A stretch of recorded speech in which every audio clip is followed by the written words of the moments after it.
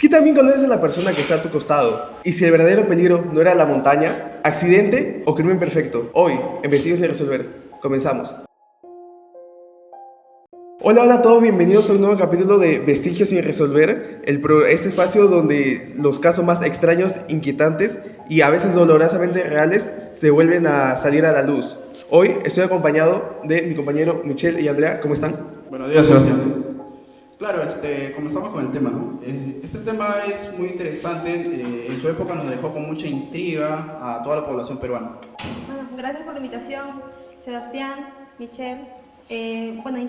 También intrigante saber sobre un poco más del caso de la desaparición, ¿no? Hay muchas emociones y sospechas que no solamente marcaron una familia, sino que también al país entero. No, y justamente no, por eso queremos contar este caso con la seriedad que se merece, ¿no? Y también agradecer al Instituto CICE por prestarnos las instalaciones para así poder seguir contando ese tipo de casos, ¿no? Que siempre hay que preferiblemente contarlo con el más sumo respeto que se puede, ya que hay personas afectadas por la situación. Imagínense que es abril de 2011. Una pareja de jóvenes decide hacer una caminata, todo tranquilo, en el Valle del Colca, en Arequipa. Él era un estudiante universitario, ella, su pareja, todo normal hasta ahí, hasta que todo lo que empezó como una aventura se convirtió en uno de los casos más controversiales de los últimos años. Después de unos días sin contacto, activan la alerta de búsqueda, ¿no? Donde la encuentran deshidratada entre las montañas del Valle del Colca. Bueno, y lo más inquietante es que también no hay testigos ni registros claros de lo que pasó realmente, ¿no? Solamente hay dos personas, una que sobrevivió y otra que no. El caso comenzó a llamar mucho la atención por lo extraño que era. La ruta, las versiones, las contradicciones y todo lo que se hablaba en los medios. Y también sobre la tenacidad que tenía el padre del joven desaparecido, que hizo de todo para poder encontrarlo. Durante meses hicieron búsquedas con drones, helicópteros, intensivos en la zona, ¿no? Después de 6 meses se encuentran el cuerpo en el Valle del Colca. Y ahí es donde todo se hace más confuso. Realmente nos preguntamos cómo es que apareció el cuerpo donde ya se había buscado antes. ¿Por qué pasó eso, no? ¿Alguien lo movió o qué pasó realmente en esa montaña?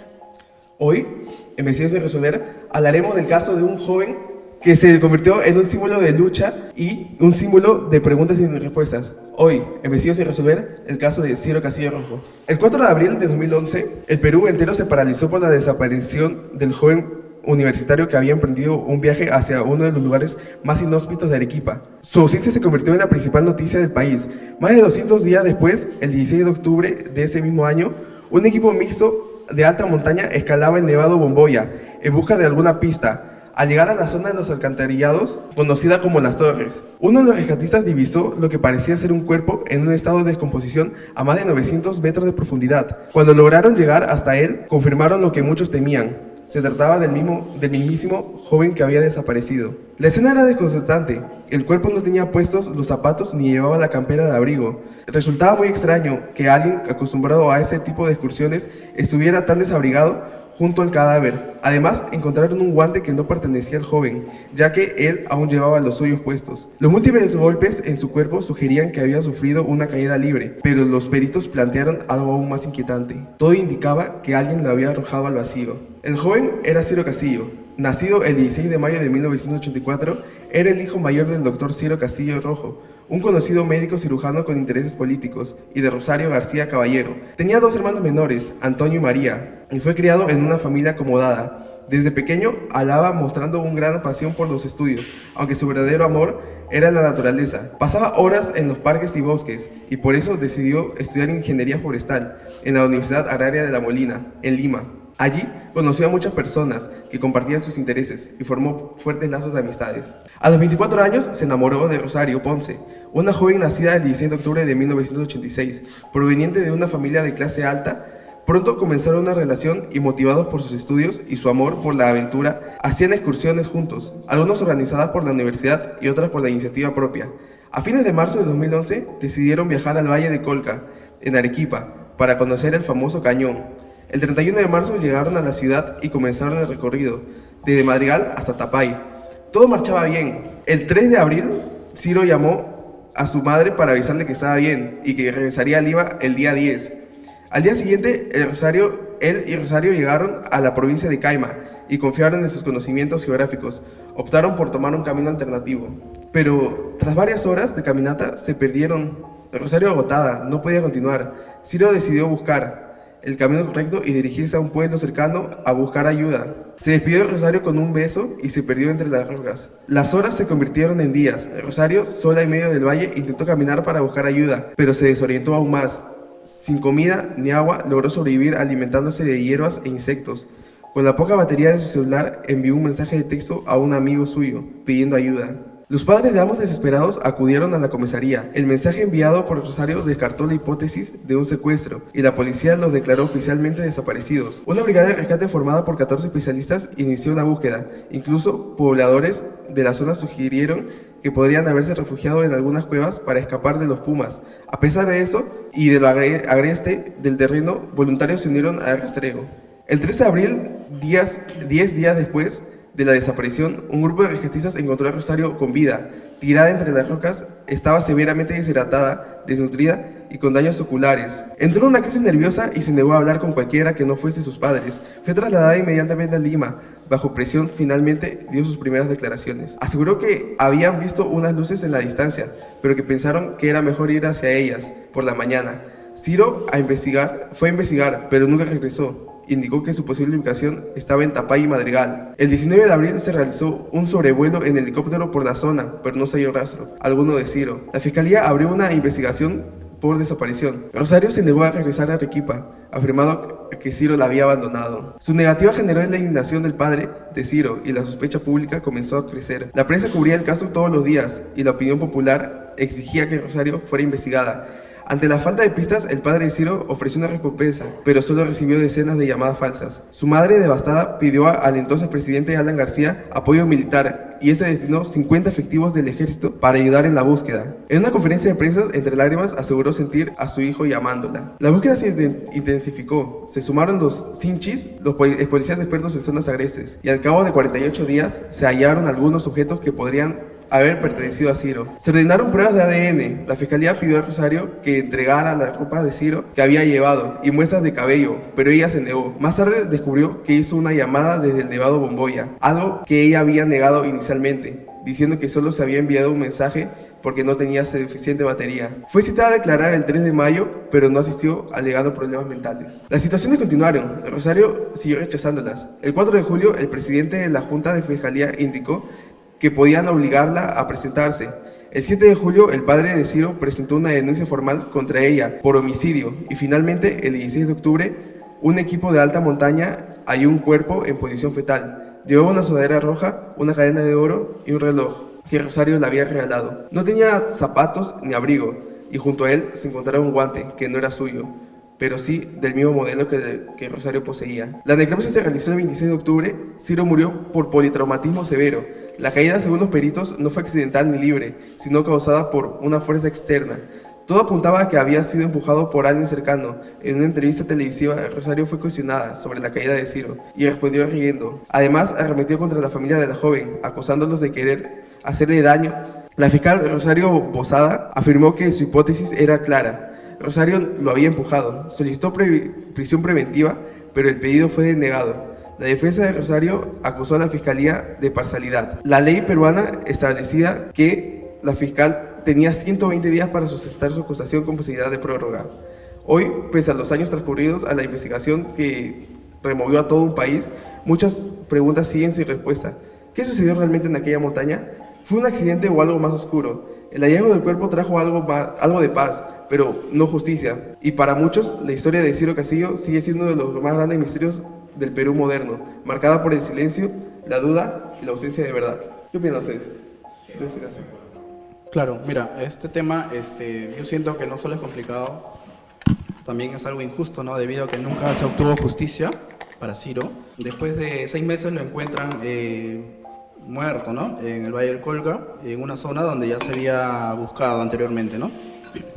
Bueno, sí, a mí también me cuesta procesar un poco este caso, ya que tantos equipos, tantos drones, tantas personas buscando el cuerpo y después de 6 meses recién lo pudieron encontrar, ¿no? Me parece un poco extraño o llegar a pensar si es que alguien lo pudo mover O bueno, no quiero pensar mal, ¿no? Pero ahí es donde todo parece tan conveniente. No, sí, también hablando de la presión mediática, ¿no? Donde jugó un papel fuerte, porque de un día para el otro, en el caso de Rosario, era como que la víctima, ¿no? Junto a Ciro, y de un día para el otro se convirtió en una culpable. Y eso también creo yo que se manejó un poco mal, el hecho de la repercusión mediática que se le hizo.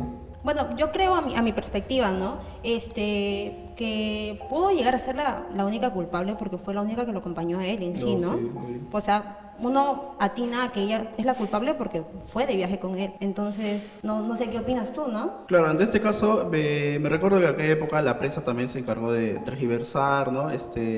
Lo volvió como un caso mediático y se olvidaron de que quien murió ahí fue Ciro, ¿no? Y bueno, fue un caso muy criticado. Sí, claro, bueno. Pero de hecho creo que, a mi perspectiva, creo que Rosario tardó bastante en dar declaraciones, ¿no? Ya que se negaba bastante en hablar sobre el caso o ir, de hecho, a ayudar a buscar a Ciro, ¿no? No, Porque sí. decía que también, discúlpame, decía que iba a revivir traumas, entonces como que era una excusa para no ir, ¿no? Sí, también el papel o sea, obviamente era víctima, ¿no? Pero el papel de ya súper echarle la culpa a todos, de que no, ella no era la víctima, de que ella no era la culpable, mejor dicho. Y, por ejemplo, también en la parte que leí, ella le echaba la culpa a Ciro de lo que había sucedido. O sea, de que él era un cobarde, la había abandonado y todo eso, ¿no? Claro, ante toda esa situación, ¿no? En cómo ella se expresaba ante los medios televisivos, a todos nos causaba mucha indignación, ¿no? Como una chica como Rosario se podía expresar así de su pareja que había fallecido, ¿no? Claro, era muy fría, ¿no? Era muy Sí, fría, las se entrevistas, notaba, todo. exacto, ajá. Y de hecho hubo una muy controversial que fue donde se le preguntó a ella y solamente respondió y se cayó y se rió. Entonces es como que raro que una persona que hayas amado o querido, como lo es su pareja, lo haya hecho tan fríamente, tan así, ¿no? Entonces es como que puede decir de que se puede echarle la culpa más, ¿no? Es como que ahí te causa más curiosidad de que ella pudo haber sido la culpable en ese caso, ¿no? ¿Qué Claro, opinas? a mí también sí me causa esa duda, ¿no? Cómo ella ante los medios televisivos se expresaba de esa forma, hasta se reía, ¿no?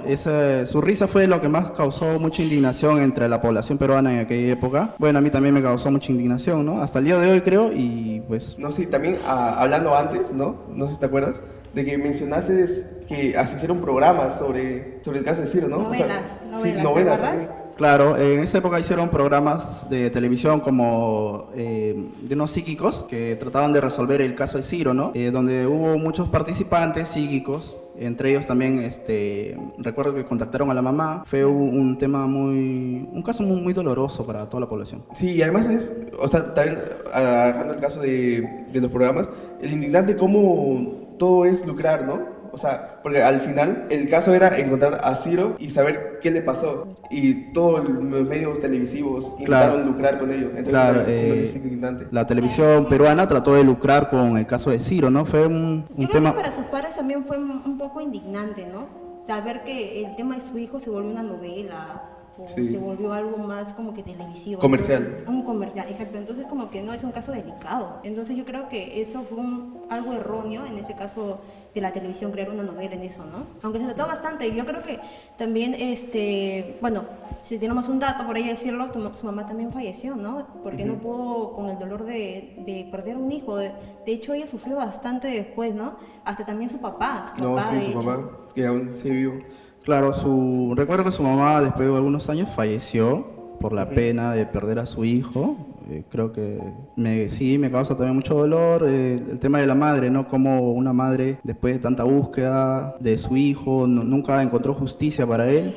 Después de 2 años muere por pena, ¿no? Y el padre también, ni qué decir, ¿no? También fue una voz que nunca se rindió. Él desde el primer día que se enteró que su Un hijo ejemplo, estaba padre. desaparecido, él se fue a Arequipa a buscarlo. O sea, estaba ahí todos los días tratando Estaba de muy ver. metido en el caso. Claro, fue admirable totalmente, pero a la vez también doloroso, ¿no? Yo no me imagino cómo fue cargar el hecho de que tu hijo, pues, esté perdido tanto tiempo, la incertidumbre, ¿no? Y luego tener que aceptar lo peor. Claro, ante todo esto, también cabe recalcar que, a ver, ¿qué opinamos de Rosario, no? Recordemos que Rosario, después de algunos años, después de que el caso se cerró, todo esto, se le vio involucrado con el hijo de su abogado, ¿no? Ah, sí, es verdad. Claro, hoy totalmente. A mi perspectiva creo que fue como que, no sé, cerrar el caso y totalmente estar... Y cambiar de página. Literalmente. Exacto, cambiar de Ajá. página y también, ¿cómo te puedo decir? Tener ¿cómo se puede decir? La protección del abogado, ¿no? De que no va a decir nada, no va a abrir la boca y nada, entonces va a estar asegurada con su hijo, ¿no? Claro. Algo así, por así decirlo, ¿no? Da a entender que todo queda en familia, ¿no? Algo así, exacto. Y lo cual también es un poco indignante, pues, ¿no? Uno se pone a pensar y dice, con el hijo de su abogado, no vaya. Y que encima resulta que el hijo del abogado era su ex anterior. O sea, antes de estar con Ciro, ella estaba con el hijo de su abogado. Sí. Guau, pero bueno. No, y cómo se llama. Y también, o sea, en este caso hay que ser inteligente, ¿no? O sea, de cualquier forma. ¿Cómo? O sea, yo sé que no importa mucho porque al final ya estás saliendo manchada de todo eso, ¿no? O sea, quieras o no, sea verdad o sea mentira, ya eres enemiga pública, por así decirlo, de todo el que conoce la historia. Pero, no sé, siento que hay que ser muy inteligente como para meterse justamente con una persona a la que estás, con la que ya había salido, y encima de que hay teorías que, ¿cómo se llama?, que la acusan sobre eso. Claro, yo creo que después de Dina, Rosario es la mujer más odiada de todo el Perú, ¿no? Claro, te podría Claro. decir que sí. Mire, ya que estamos por llegar al final, ¿qué les parece? Les he traído a cada uno una teoría para ver, cosa más, una de las 3 teorías más conocidas de este caso, para que podamos leerlo y ver qué les parece. Claro, ya empezamos con la primera teoría, ¿no? La primera teoría, bueno, la voy a empezar yo. La teoría más conocida es que Ciro en el valle pues se encontraba débil por falta de alimentos, deshidratado y pues en tratar de buscar una salida y salir libres de todo eso, pues se cayó de un pendiente de 900 metros y ahí falleció, ¿no? Esa es una teoría. ¿Ustedes qué opinan? Bueno, creo que es la teoría que más se escucha, ¿no? Creo que es la con la que se cerró el caso, por así decirlo. Sí, la Pero oficial, por pues, decirlo. claro, ajá, pero no... O sea, usando la lógica, entre comillas, porque Podría hay decirlo muchas como más que, cosas. A favor de Rosario, eso es lo más creíble. Pero a mi perspectiva, creo que no. Sí, es una teoría aceptable, ¿no? Que se haya caído y resbalado por lo cansado que estaba y haber fallecido en el acto. Es una teoría muy vaga para decirlo, o sea, es como que... O sea, hay muchas cosas más que interrumpirían de la teoría. Claro. Bueno, como segunda teoría, esta plantea un posible enfrentamiento entre Ciro y Rosario, ¿no? Se ha dicho que durante la trayectoria discutieron, incluso antes del viaje ya habían tenido problemas personales. Algunos sugieren que la pelea fue un escándalo y que en medio de esta situación tensa pudo haberse producido un empujón accidental, ¿no? O también una reacción impulsiva. Esta teoría reforzó que Rosario dio versiones cambiantes. Sus primeras declaraciones se negó a colaborar y también en algunos peritrajes. ¿Qué opinan ustedes de esto? Claro, yo opino que esa teoría sí también está aceptable, debido a las actitudes que todos hemos visto de Rosario, cómo se comportaba ante los medios televisivos. Parece ser una persona con, ¿cómo se podría decir? Bipolar, por decirse, ¿no? Cambia de parecer muy rápido entre las cosas. Sí, también creo que, o sea, de todas las teorías es como que la más aceptada popularmente, ¿no? De que Rosario... Muy así, muy impulsiva. Rosario es cosa para Una mujer impulsiva. Ajá. Exacto. Y bueno, y como tercera teoría, que es la más oscura, ¿no? Es el encubrimiento o intervención externa. Este plantea que Ciro no murió en ese mismo día, sino que pudo haber estado herido, atrapado e incluso retenido, y que alguien, ya sea Rosario u otra persona, habría escondido el cuerpo o lo habría movido días después para que pareciera un accidente. Se basa en el hecho de que su cuerpo fue encontrado en una posición inusual, en una zona en la que ya además se había revisado previamente, y se mencionó que el hallazgo se había hallado un tercer guante, que es lo que generó más sospechas. Claro. Ahí donde la teoría de una tercera persona, ¿no?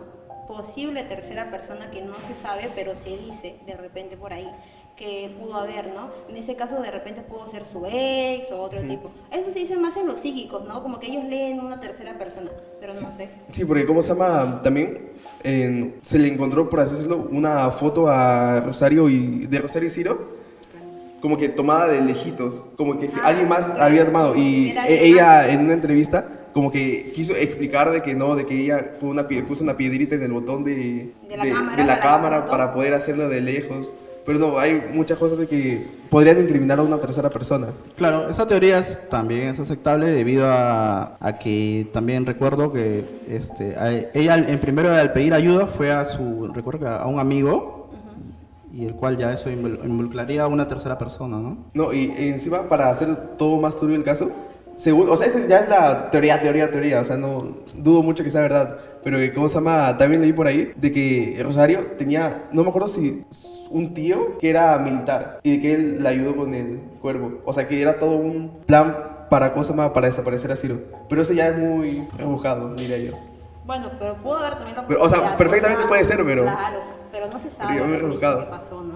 Sí. Obviamente. O sea, está diciendo que su tío lo trató de encubrir todo el caso, ya que era militar y tenía acceso a... y Sí. estaba ahí en No, esa no me zona. acuerdo muy bien si era su tío o quién, pero era familiar. Pero era un familiar Ajá. militar.